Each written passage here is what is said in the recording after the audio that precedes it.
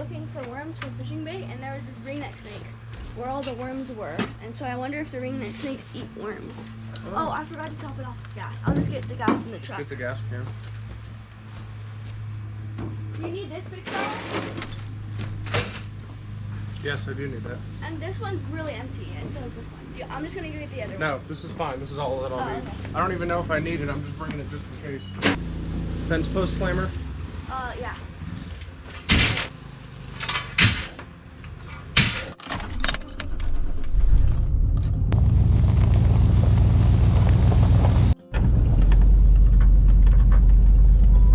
Well, the project for today's video is the beginning stages of us finally building a permanent chicken yard. We have been at the new farm for about 8 months now, and the chickens have been in a chicken coop that I kind of just threw together with what I had, and then we had some electric netting that we put up.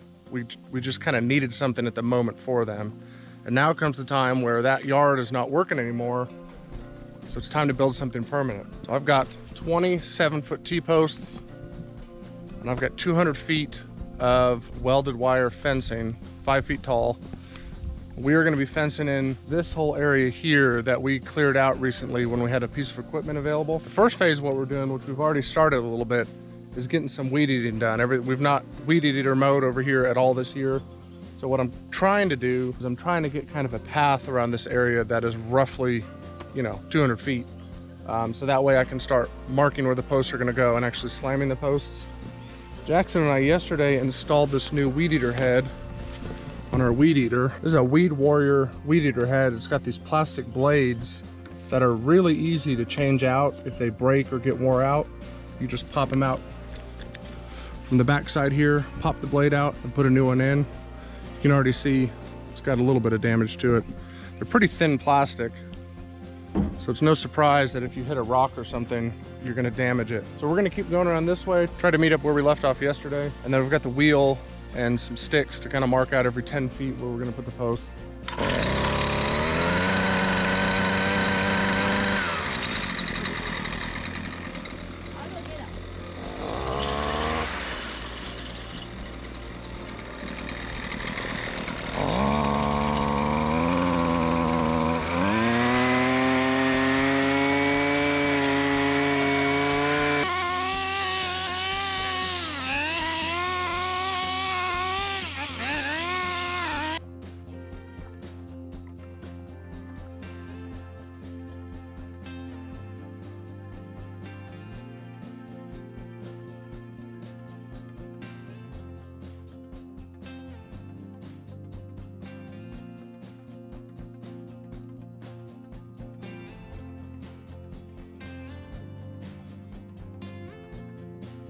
All right, so that little weed eater head works pretty good.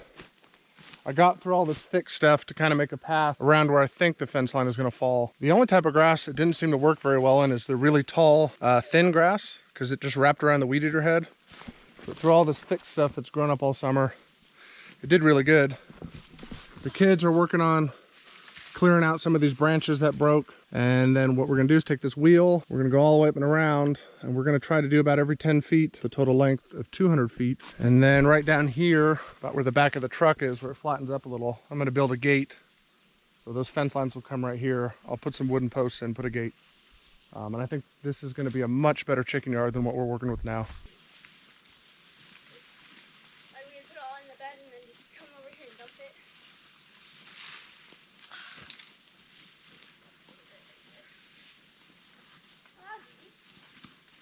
Still more to do.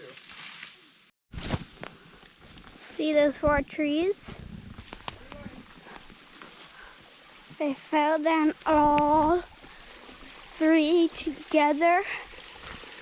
Look at the roots.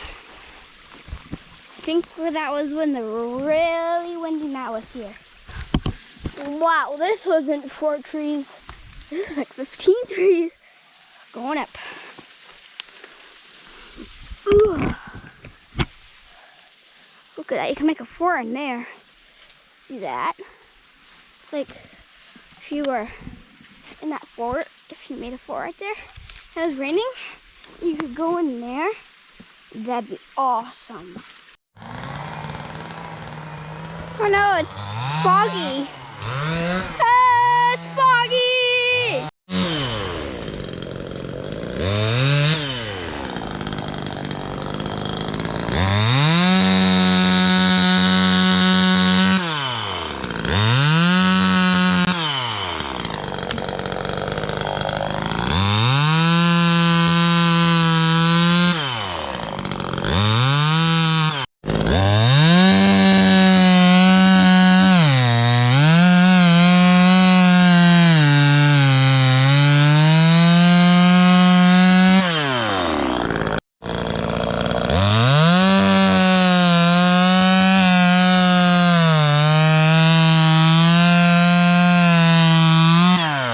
with the help of Jackson and Heather, we've pretty much got all these limbs cut up, piled up in the middle, and I think we've got a clear path almost all the way around.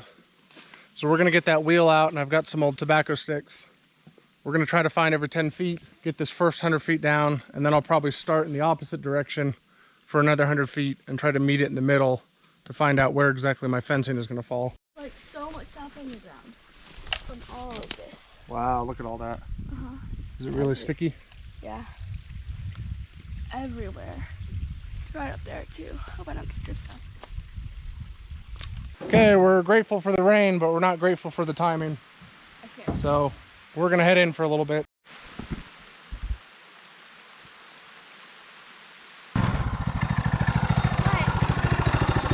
Thank you.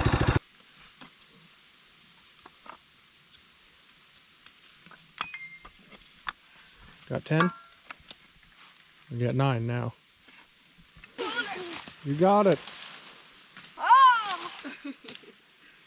Yeah!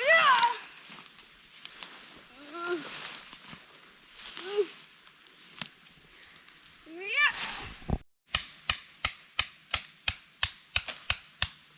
10 more feet straight to that tree there. You see one of those?